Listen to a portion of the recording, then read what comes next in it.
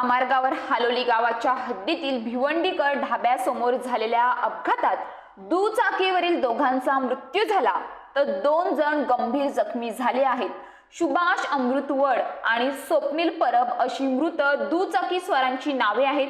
मंगळवारी रात्री 1 वाजण्याच्या सुमारास दुचाकीला अज्ञात कंटेनरने धडक दिल्याने अपघात झाला होता।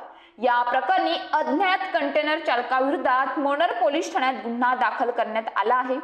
मृत आणि गंभीर जखमी असलेले 4 जण मंगळवारी रात्री MH48 AL 5705 या एकाच दुचाकीवरून ढेकाळे येथून मुंबई अहमदाबाद महामार्गावरून बोईसर पूर्वेकडील माण येथे जात होते।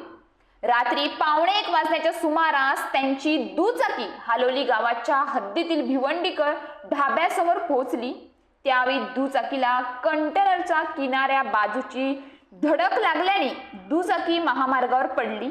25 वर्षीय दुचाकी स्वार सुभाष अमृतवड राहणार वडपाडा ढेकाले आणि 20 वर्षीय स्वप्नील परब राहणार मान यांचा कंटेनरच्या टायर खाली चिरडल्याने जागीच मृत्यू झाला, तर 28 वर्षीय भावेश गणेश गांडुळे व 19 वर्षीय राज सत्रू मिश्रा दोघेही राहणार मान हे गंभीर जखमी झाले आहेत।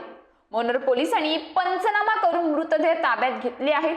अपघातात जखमी झालेल्यांना उपचारासाठी मोनरच्या ग्रामीण रुग्णालयात दाखल करण्यात आले आहे। दुर्वेस महामार्ग पोलीस केंद्राच्या वाहतूक पोलिसांनी अपघातामुळे झालेली वाहतूक कोंडी सोडून वाहतूक पूर्ववत केली होती।